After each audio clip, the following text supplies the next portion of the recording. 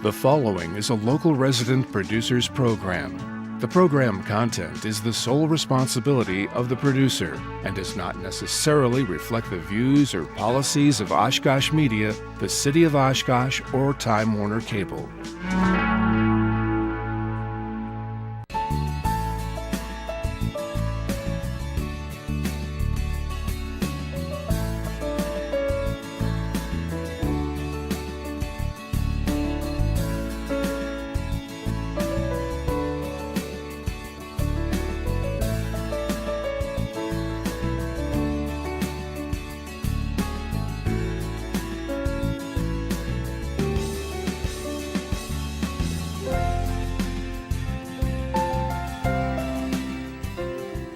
Hello, this is Edward Caston from Making It Happen.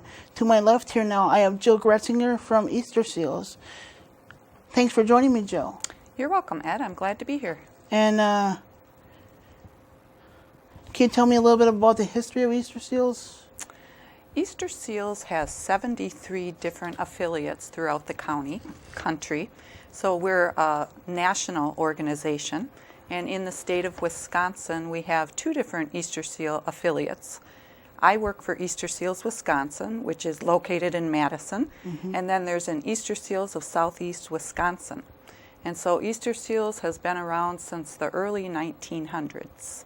I think we talked before the show and you said 1926. Yep, that's when our affiliate started, EasterSeals of Wisconsin. Okay.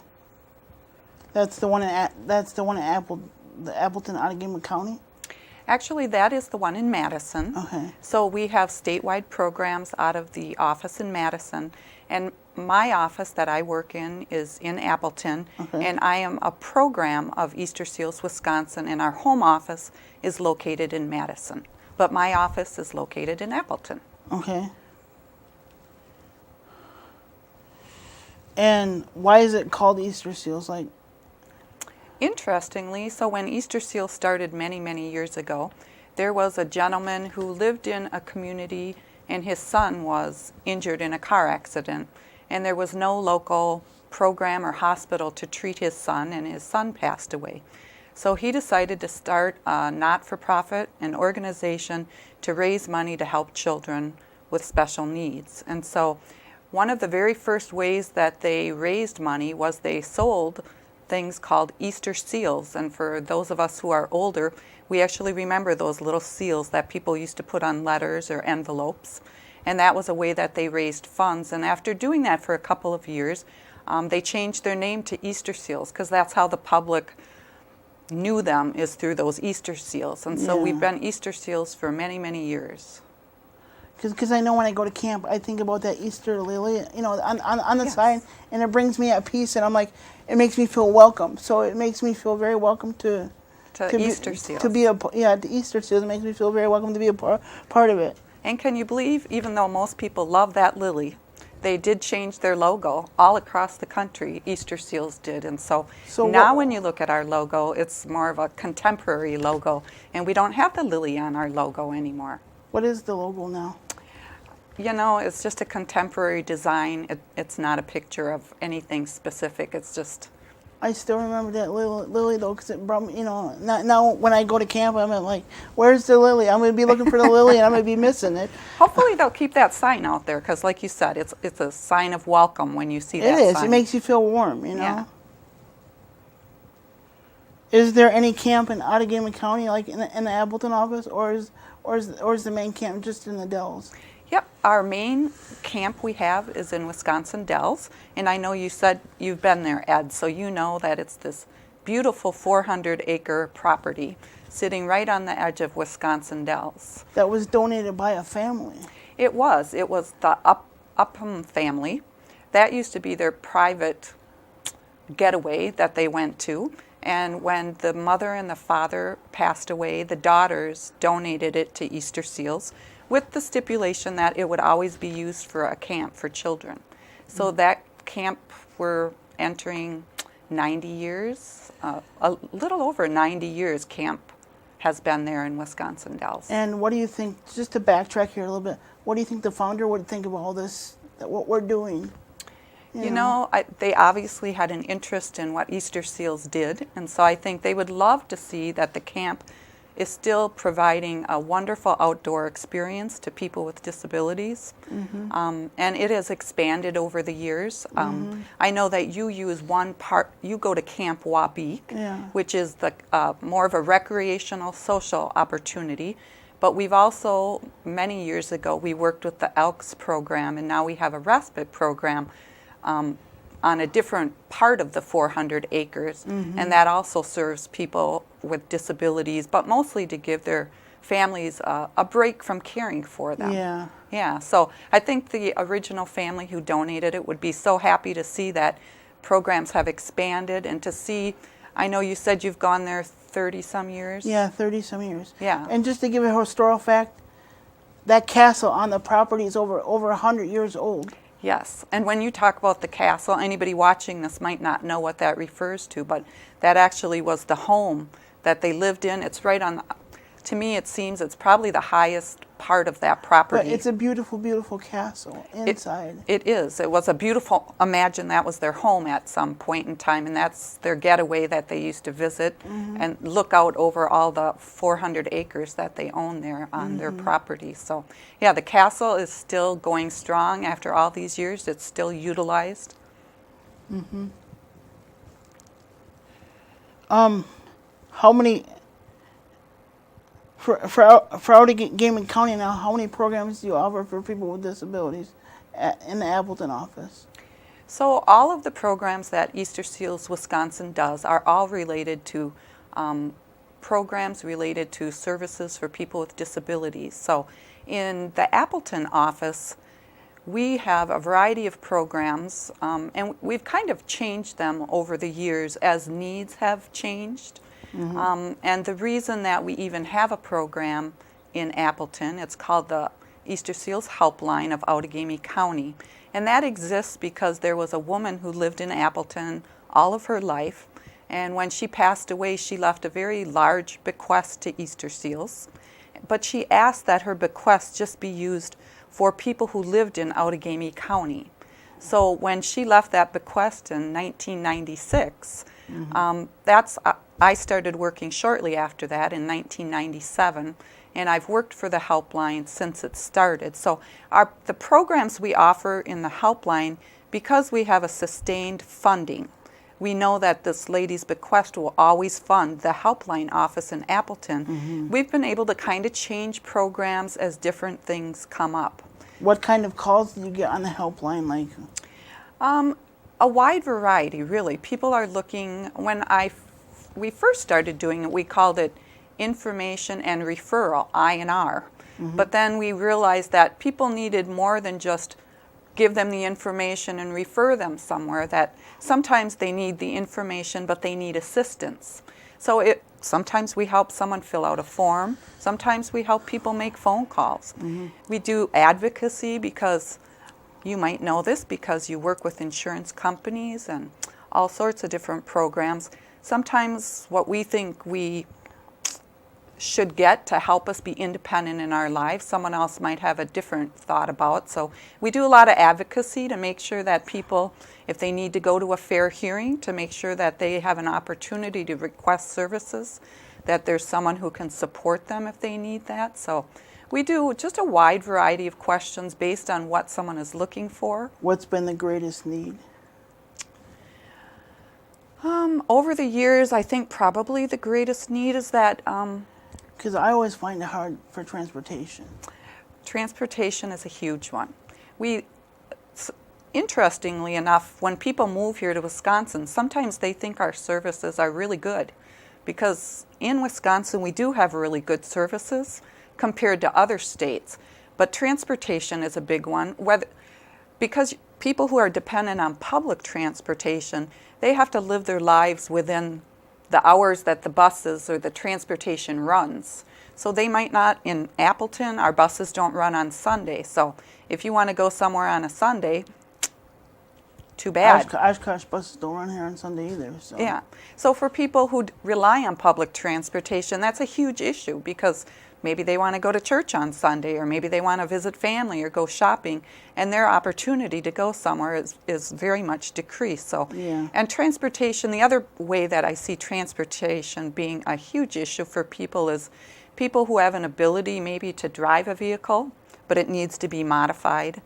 And to try to get the funds together to buy a vehicle that runs $50,000-$60,000 is a huge challenge for people to try to come up with the resources so they can live independent lives and come and go whenever they wish. Yeah, so I would agree with you that transportation is a big issue, but just funding in general sometimes for things people need in their homes or specialized equipment they need, those things there's a lot of barriers to that funding piece because things are very expensive. Now, let's say if somebody calls you up and said, I need a ride to such and such, can you help them out with transportation, or can you refer them? Well, because I work in Outagamie County, we're fortunate. We have a program called Making the Ride Happen. And so Okay. they're very good about finding rides for people to sometimes it's difficult if you're going over a county line. Maybe our bus system will only go to a certain geographic area, but the destination is outside that geographic area. So Making the Ride Happen is really good at knowing all the different players that are in transportation and trying to figure out solutions to how someone can get from point A to point B. But that being said, sometimes someone has a need to get to a certain destination and there isn't a good option for that. Maybe the only option is, well, you could rent a van and have a friend drive it, but the cost of that would be very large, so that the cost would be the barrier for someone to get that transportation. And I don't know what actually Making the Ride Happen is expanding to some of the rural areas in Winnebago County, so I know that they're working to try to... Oh, so it will make its way here, huh? I believe it will, yeah. I think they're working toward the Winnebago County area because you have unmet needs, obviously, just as the area of Appleton has some unmet needs. Yeah. So do you want to talk about a little bit about some other programs, that you offer? Sure. At the helpline, in addition to the information and assistance, we run a parent support group. We're in our 15th year of doing that. And we started that because parents were looking to connect with other parents who were caring for children that had some pretty significant medical needs and physical disabilities. So that would be one of our programs. We run a guardianship program for Outagamie County. So we try to educate and support people who are serving as guardians in Outagamie County, because that's a very important job. We need people to be willing to be guardians for people who are in need of that service. We do some social recreational programs for kids who have autism. So in December, we have a music therapist coming, and she'll do a music therapy program for kids with holiday music and movement. And so we do some of those programs. But the beauty of the helpline is because the Appleton resident left that big bequest to our program, we can always kind of change it. In Appleton, it's been 15 years already, but we didn't have a playground that kids could go to if they were in wheelchairs, or if their parent was in a wheelchair and wanted to take their child to a playground. There wasn't a way to do that. And So do they have a playground now? we do. We have a beautiful playground called the Universal Playground, which is at Memorial Park in Appleton.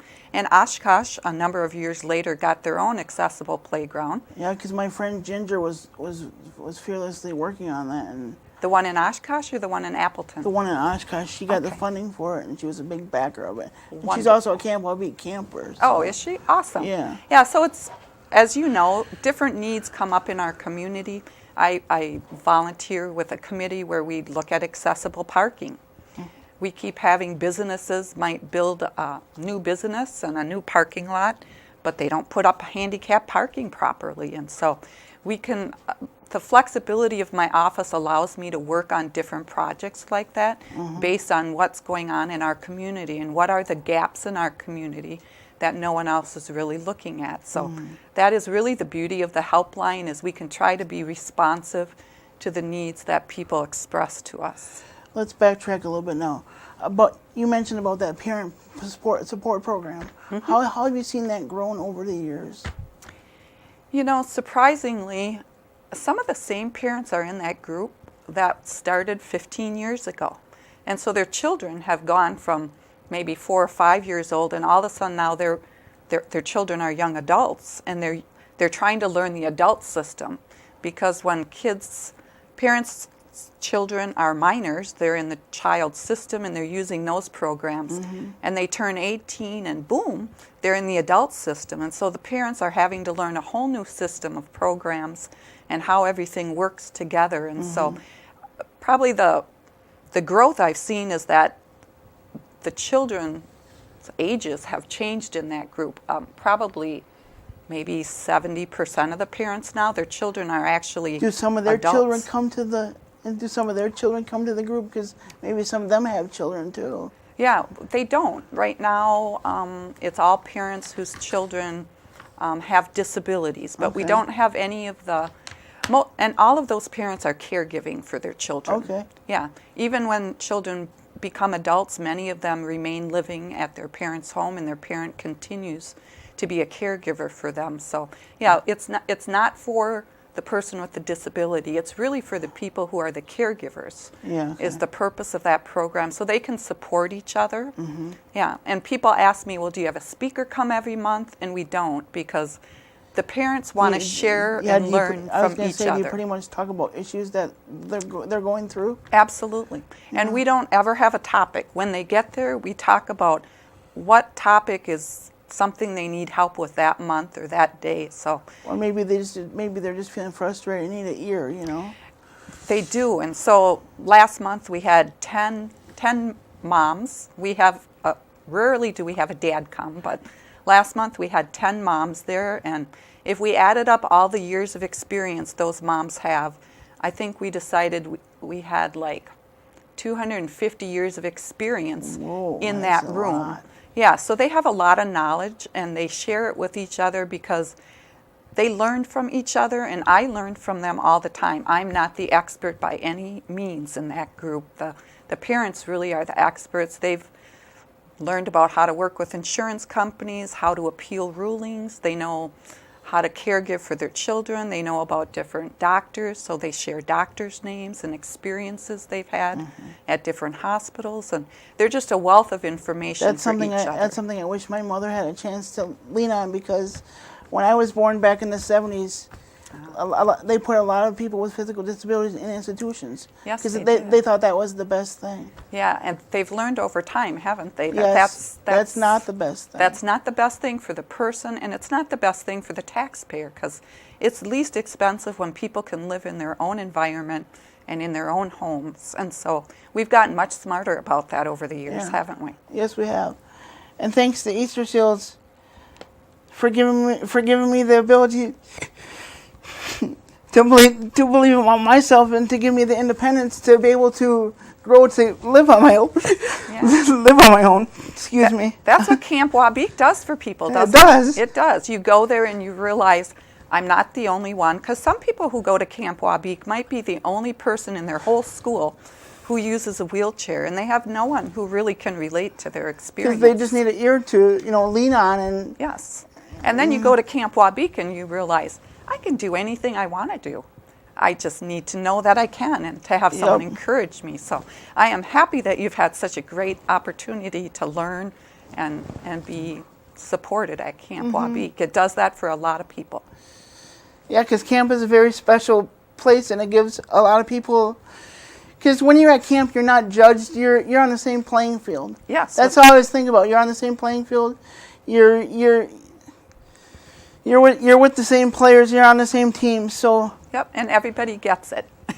everybody gets it. Everybody gets it. That's huge for some people. They just want people to understand what their life is like and what their opportunities are. So do you want to talk a little bit about the farm program now?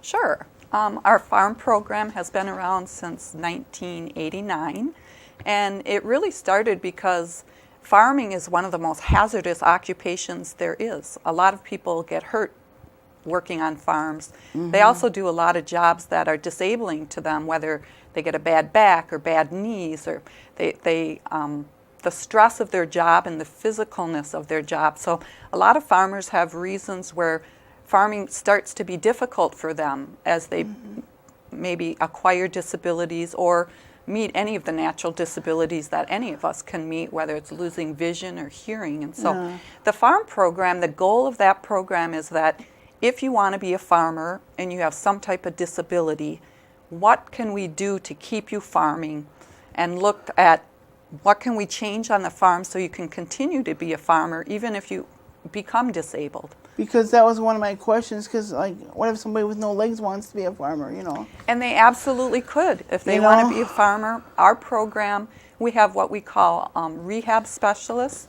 They would meet with, what they typically do is they go out to the farm and they go through the day with someone, like what are they doing on the farm? What are all the activities they need to do on their farm? Because maybe you need to make a tractor adaptable to them. You know? Exactly, and that's exactly what our rural rehab specialists do.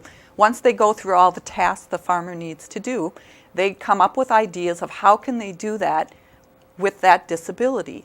And so one of the stories I heard many years ago when I started working with EasterSeals, there was a farmer who lost his vision, and he was a dairy farmer. Well, once you can no longer see your dairy herd, there are some obstacles to probably doing a good job being a dairy farmer. And so they ended up outfitting each cow with a little tag on their collar. And then the gentleman had a computerized system, so he could tell when the cows came into the barn or left the barn, because the system would just by the little sense tag. that tag. He could also figure out how much they ate. He could keep track of their immunizations. He could keep track of how much milk they gave. So he might know when one was getting sick, if it was giving less milk. But using technology and knowing what's out there, and then our EasterSeal Farm program worked very closely with the department or the Division of Vocational Rehabilitation. So they would work collaboratively to try to get the farmer to be able to continue to farm, because farming is a way of life, and farmers, lots of them love their job and they want to continue to be farmers. And so EasterSeal, our farm program, tries to help them figure out, how can I continue to be a farmer, because that's what I want to do. Is that one farmer still farming? That you said he kind of lost his vision. I'm not sure about that particular farmer, actually. I know a couple of farmers. That seems like a pretty remarkable story. Yeah, but they have the farm program has lots of stories about, like you said, it might be making a tractor accessible, so the farmer can still get up on that tractor. It might be some really low-tech things that the farmer can do his task. Maybe our farm specialists would teach them how to do a task differently so that they could still do it. Or like, what if they want to make a plow accessible because they need to go out and plow the fields, or Sure. Or plant.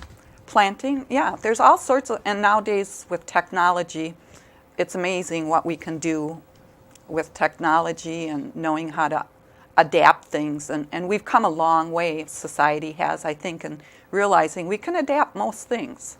Yeah. Yeah.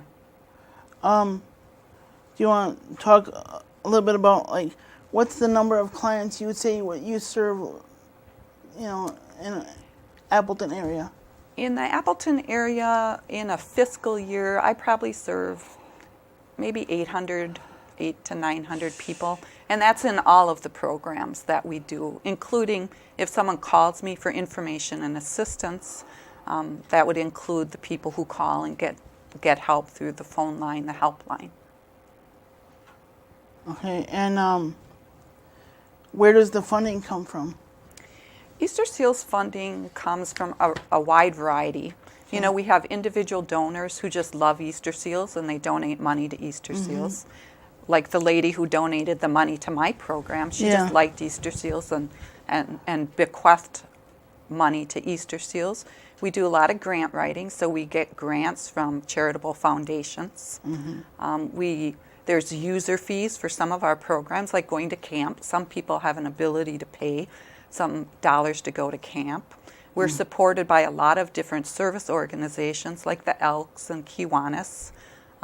Personally, I get assistance from a Rotary Club in Appleton with some of my programming. So we do fundraisers. We have a couple of big fundraisers down in the Madison area. We have a big golf outing. So our funding really is very wide-ranging, and like any not-for-profit in order to continue our services, you really have to look in every nook and cranny you can, because to keep programs Funding is running. tight, right?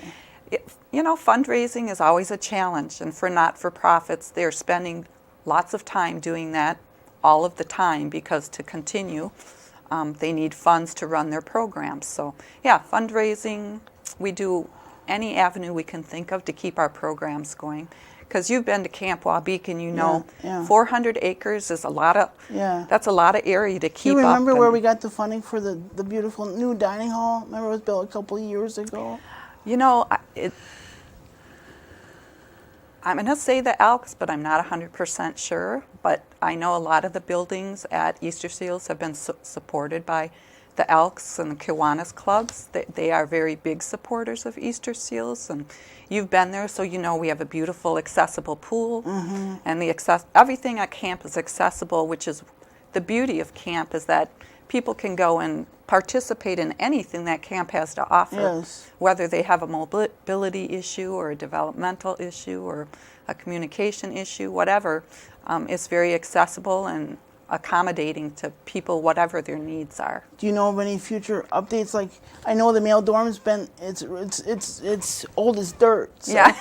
It's been there forever, so Yeah. you heard any plans about that? Like, I haven't heard any specific to the men's dorm, but if you've been in the women's dorm, have you been in that dorm? I was in there for once for the, but you know they've updated that now. Yeah, and they just did an update last summer of one of the residential buildings there that both men and women can stay in. So I don't know what the timeline is for the men's dorm, but because there's so many buildings, I know that, you know, they kind of do one piece at a time. And one year it was the pool, one year it was the dining hall, the next year it's another program, another building. So I'm not sure about the men's dorm. In our remaining minutes here, do you want to talk about a little bit about the self-employment program? Or Sure, I can talk a little bit about that. The self-employment program is a program in the greater Green Bay area. We have a rehab specialist there who works there and tries to help people who are looking to start a business or explore starting a business, because some people with disabilities, due to their disability, maybe there are some barriers to just going out there and getting a job and working 8 to 5 and getting to that location. So some people have an interest in starting their own business, and so our staff person there really helps them explore that possibility, helps them with a business plan to see if it's a viable option and does it work with the type of disability that they have. So she has worked with people who have started, I think one gentleman was starting or had a car part business and he was expanding it, so she helped him figure out, is that something that he could do? He used to be a semi-driver, could no longer do that because of a disability, but he was using some of his knowledge then to start a business related to, you know, that type of thing. So she really just helps people look at, is this a good option? How would you go about it? How do you do the business plan? And is it something that you could make money off of and be self-employed someday? In our last 30 seconds here, what would you say to the donors that donate, you know, that help you fund your programs? What would you say to the donors, really quickly? If you have an interest in helping people with disabilities, EasterSeals is a good place to put your money, because you're a testament to that it can make a big difference in people's lives. And the phone number is 1-800-422-2324. And again, this show is all about making it happen and improving people's lives. And if you have a show idea, give me or just send me an email, edwardcastron@yahoo.com. Thanks, Oshkosh.